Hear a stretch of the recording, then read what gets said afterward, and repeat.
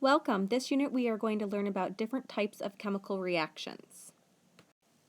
So we've looked at a couple different chemical equations in class before, and if we look at the current equation here, there are a couple different symbols that you'll notice. So you'll notice this addition sign or this plus sign and the arrow. So if we were to read this whole chemical equation, we would say 2 hydrogen, and then this plus symbol is read as either reacts with, so we can say 2 hydrogen reacts with an oxygen, and then this arrow means produces or yields. So all together we'd say 2 hydrogen reacts with oxygen and produces water. Chemical formulas on the left, meaning here, are the starting substances, which we call obviously the reactants, and then the substances that you see over here on the right, we call those the products. So looking at a chemical equation, there are a couple different things other than the symbols, reacts with, yields, produces, and then also the substances, the reactants, and our products. There are numbers that are out front, and we call those coefficients. Those will let us know, which we'll talk about later on when we get into stoichiometry, those tell us how many moles of each substance. So there we could say there's 2 moles of hydrogen here. This one is, there's an imaginary number 1, so 1 mole of oxygen and 2 moles of water. So we would say 2 moles of hydrogen reacts with 1 mole of oxygen, which produces 2 moles of water. Also in a chemical equation, you might see letters written in parentheses next to the reactants and the products. Those just let us know the physical state of each chemical. And so if you see the G, that stands for a gas. So this methane is in the gas phase. Oxygen is also in the gas phase. Carbon dioxide is in the gas phase. And then the liquid over here, this would be liquid water. Other things that were not mentioned in this equation, S stands for a solid. And when you say AQ, that stands for aqueous. It just means that something was dissolved in water.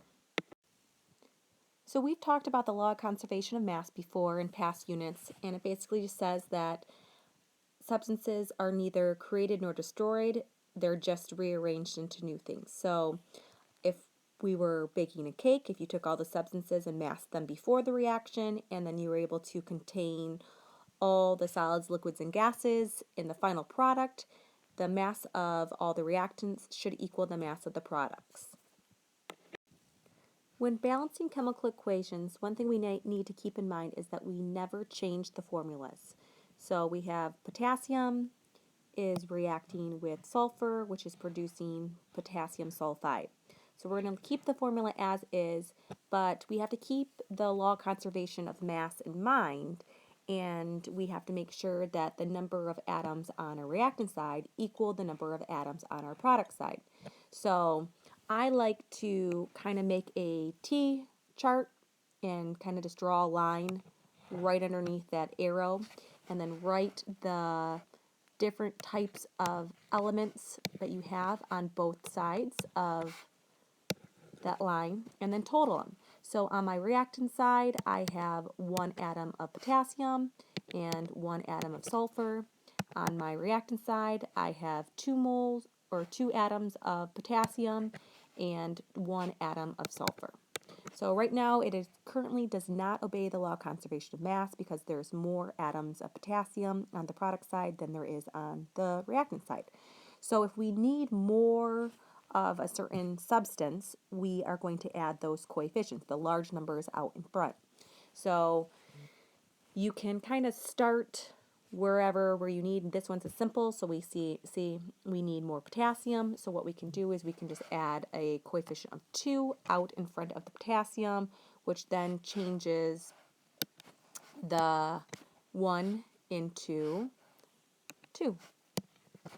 So I have 2 potassiums on both sides of the equation and 1 atom of sulfur on both sides of the equation. So here are a couple tips when you're starting out balancing chemical equations. All these things that I'm going to mention won't always happen in the same problem. Usually it's a case-by-case basis, and sometimes you won't use any of these at all.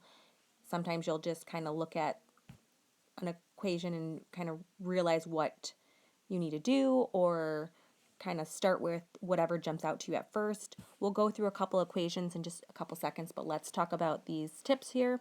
So the first tip, it says balance elements that appear twice on one side of the equation last. So in this first example, if I'm looking and I see oxygen appears twice on my product side, so we would try to do those ones last.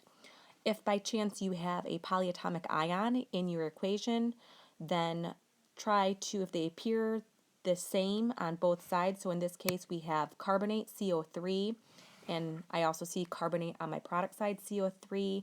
Since those atoms are not being rearranged, try to keep, when you're balancing, keep the polyatomic ions together. And we'll go through an example using that tip in just a second. The next one says balance elements that appear all alone on one side of the equation last. So in this example, iron is by itself on the reactant side and aluminum is by itself on the product side. This one is kind of a no-brainer because if you need more of each of that substance, it's not combined with anything else, so it's easy just to throw a coefficient, whatever coefficient you need, in front of that element. And then the last one says balance water last. Since water has oxygen, one oxygen, it will give you, if you put a odd coefficient in front, you'll always get an odd number with the oxygens. So sometimes this can be a little tricky when balancing these equations.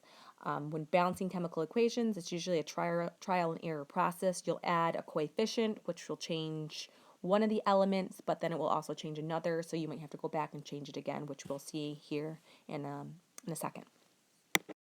All right, so we're going to start with this equation. It's probably not the best one to start with just because it is a little more difficult, but just also to let you know how difficult the equations can actually get. So again, start with drawing that line down where the arrow is and then writing out each element on either side of the line, and then totaling the number of atoms on the reactant side and the product side. So there's carbon, hydrogens, and oxygens on each side. There's no polyatomic ions present, so I don't need to keep any of those together. So on my reactant side, I see there are 2 atoms of carbon, 6 atoms of hydrogen, and 2 atoms of oxygen. On my product side, I have 1 atom of carbon. I'm going to keep them in the same order how I lined them up. It's just easier to kind of visually see how many more of each atom you need. There are 2 atoms of hydrogen and there are 3 atoms of oxygen. We get the 3 by looking at the 2 here from the carbon dioxide and the 1 over here, so we just add them together. So I see nothing is obeying the law of conservation of mass, so I need to start balancing. Our tip was to balance water last and also to balance the elements that appear twice on each side. So we're talking about the oxygens in this example. So I'm going to start out trying to balance my carbons first because that's kind of what jumps out to me first. So I can see if I add just a coefficient of 2 right in front of the carbon dioxide, that is going to change the number of carbon and also oxygen. So putting the coefficient 2 in front of CO2, it's basically saying you have CO2 plus CO2. So we have here 4 oxygen atoms plus the 1 over here. So now we're up to 5 oxygen atoms on my product side. Next, I'm going to try to balance my hydrogens. So I see I need more hydrogen atoms on my reactant side, or I'm sorry, my product side. So I see there's 6 on my reactant side too. So if I can add a coefficient of 3 in front of the water, funky looking 3, that changes the hydrogen to 6. And again, it's going to change our oxygen. So I have the 4 oxygen in the carbon dioxide, and then I have an additional 3 from the water. So now I'm up to 7.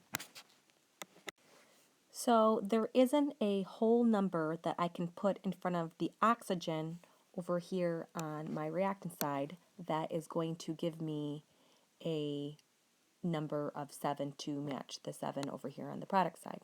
So what's really given me the biggest hiccup is, again, like I had mentioned on the last slide, was this lonely oxygen in the water.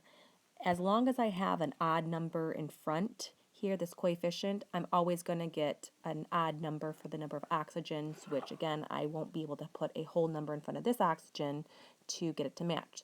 So I'm going to have to change this coefficient into an even number, and then that will help us solve what coefficient goes in front of the oxygen on the reactant side so they can match.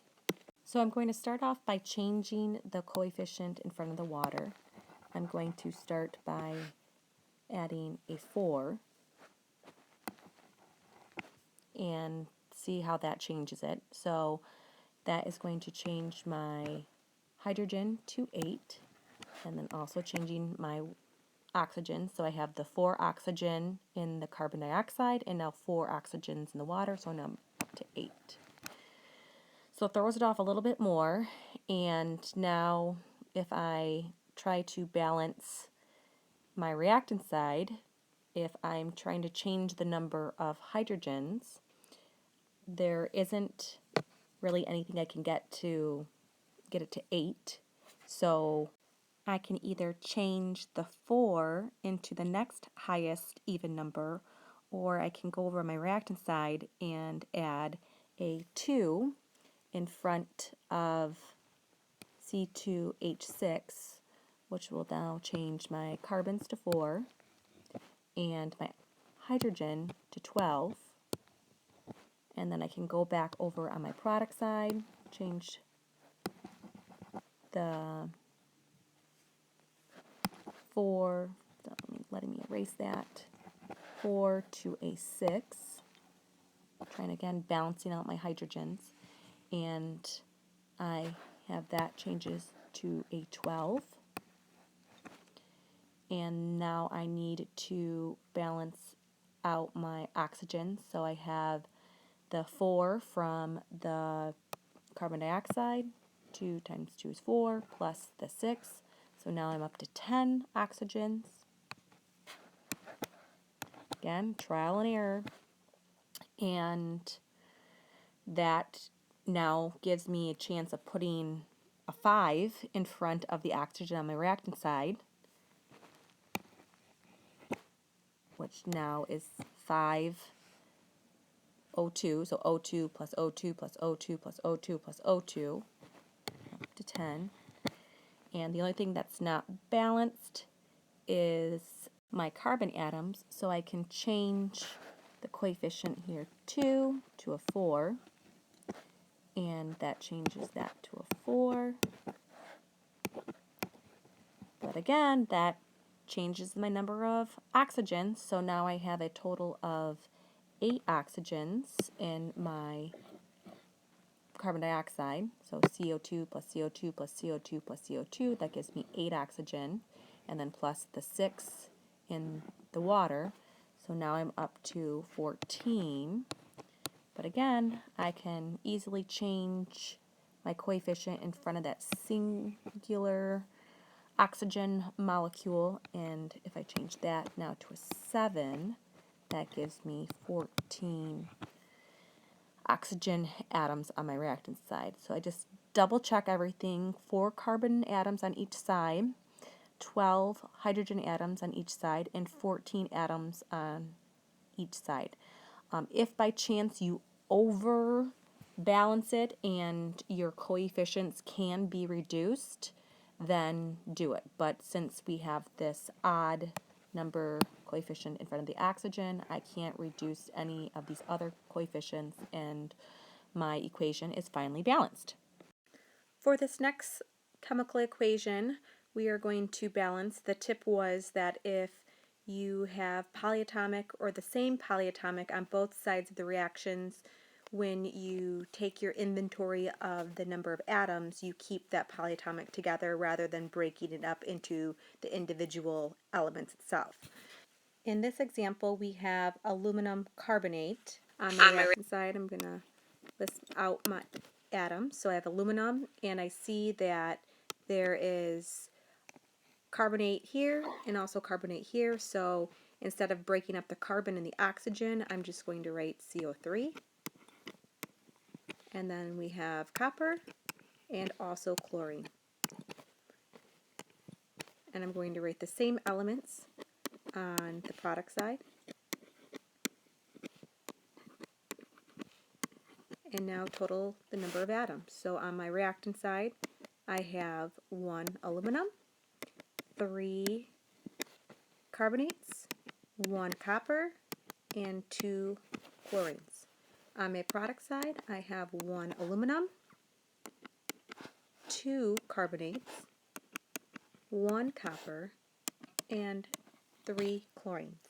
And again, I always like to list the order of elements or ions in the same exact order, so when you're trying to figure out where to start balancing or what needs to be balanced, it's just easier to visualize. So now that we've inventoried all of the different atoms, I can see that my carbonate and my chloride ions are not balanced, and I see that they're both 3 to 2, and so obviously you can't get the 2 to a 3 by multiplying it by anything, so you find a common number between them, and obviously the common number between 3 and 2 would be 6. So really you can kind of either start balancing your carbonate or your chloride ions. Either one, doesn't really matter where you start because you'll eventually get to the correct answer in the end. I'm going to start balancing my carbonates just because that's the first one I listed when I inventoried the atoms, so I'm going to place a 2 out in front here. And again, that's going to change the aluminum to now 2, and my carbonate to 6. And I'm going to jump on over to my product side. And again, we were trying to balance out the carbonates, so I'm going to place a 3 here. So now my carbonate is 6, and my copper is 3 now. And kind of where you go to next is kind of up to you. I'm going to jump to my aluminum, so I'm going to add a coefficient of 2 here. So that's going to change my aluminum to 2, and my chlorines to 6. And now I need to jump on over to my reactant side, and I see the copper 1 to 3, 2 to 6, so if I can add a coefficient of 3 in front of copper 2 chloride, now I have 3 copper and 6 chloride ions. And just again, double checking everything balances out. 2 aluminums, 6 carbonates, 3 copper, and 6 chloride ions. So now it obeys the law of conservation of mass. I double check that I have not overbalanced my chemical reaction. I look at my coefficients. They cannot be reduced, so this equation is done. In this last chemical equation, the tip was to balance elements that appear all alone on one side of the equation last, and it also takes into account the polyatomic ion appearing the same on both sides of the equation. So let's first inventory all the atoms we have in this reaction. So I have 1 iron, 1 aluminum, and 3 carbonate. And on my product side, I have 1 iron, 1 aluminum, and 3 carbonate. So this equation is actually all balanced, and you don't have to do anything to it. So in this part of the notes, we are going to learn the 5 different types of chemical reactions and how to identify them. The first type of chemical reaction is called the synthesis reaction. Synthesize means to produce, and how to identify this reaction is that you are always going to have one product on your product side. So A and B, your 2 reactants, combine to make one product. To give you a visual of this example, if we have a cat and you add it with a dog, you get cat dog. Or if you have a lion and combine it with a tiger, you get a liger. The second type of chemical reaction is called the decomposition reaction. So in this case, we have one reactant, and it's going to break a part down into its 2 products. So A, B are one reactant, breaks apart into A plus B. So how to identify this is that you always will have one reactant. Obviously, it's just the complete opposite of the synthesis reaction. To give you a visual of a decomposition reaction, we have Batman and Robin in a little cart together, and they will break apart into just Batman and Robin. The third type of chemical reaction is called a single replacement reaction. Single meaning one, and the one thing is going to replace something else. So if we take a look at our chemical reaction, we have A reacting with BC yielding AC plus B. So down here it says a single metal replaces another one in a compound. So we say A is our single metal, and if you think back to ionic compounds, the metal's always listed first, so A will replace B in the compound, and then B gets displaced. So on my reactant side, I'm going to have a single atom and a compound, and then A, B switch spots, so then I get AC, a compound, and a single atom. So on either side of the reactions, I'm going to have a single atom and then a compound. To give you a visual of a single replacement example, we are going to take the movie Twilight and give you an example. So here we have Edward Cullen, and you have Bella and Jacob together. And again, the metal will replace the metal, the man will replace the man. So Edward replaces Jacob, so now Bella and Edward are together, and Jacob's by himself. Fourth type of chemical reaction is called a double replacement reaction, and we've seen this reaction back when we did our 6 solutions lab. And here we are going to have two compounds on both the reactant and the product side, and the metals are going to switch spots and form two new compounds on the product side. So how to identify this is you're going to have two compounds on the reactant side, and then you'll have two new compounds, the two metal switching spots forming a new compound with the anion. To give you a visual of a double replacement reaction, this is the exact picture I gave you when we did our 6 solutions lab. So you have the two gentlemen in each couple switching spots and forming a new couple with the other woman on the other side of the reaction. So two compounds, two couples, and we get two new couples on the product side. So our last and fifth final chemical reaction is called a combustion reaction. And in a combustion reaction, you're going to have some organic compound. And down here, an organic compound contains carbon, hydrogen, and oxygen. There's a whole other branch of chemistry called organic chemistry pertaining to carbon-containing compounds. And here we're going to have, again, some organic compound reacting with oxygen, producing carbon dioxide and water. So combustion, you think of things lighted on fire, blowing up. That's what we will get with a combustion reaction. One last thing to mention about a combustion reaction is that carbon dioxide and water will always be your products. So we are going to go through these 6 reactions, and based on what is present, we should be able to identify what reaction is taking place. So in this first example, I have sodium hydroxide reacting with potassium nitrate, producing sodium nitrate and potassium hydroxide. So I have two compounds on my reactant side, two compounds on my product side, and if I look on my reactant side, what's different from those compounds to the compounds that are on my product side is that I notice that the sodium and the potassium are switching spots with each other and forming a compound with the anion in the opposite one. So our first example is an example of a double replacement reaction.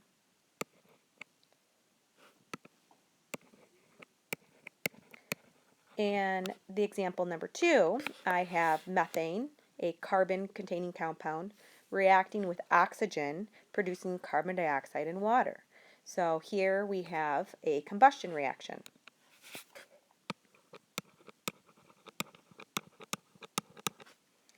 The third example, I have a single atom reacting with a compound, sodium bromide, producing iron 3 bromide and sodium. So I have a single atom and a compound and a single atom. So that was the criteria for a single replacement reaction.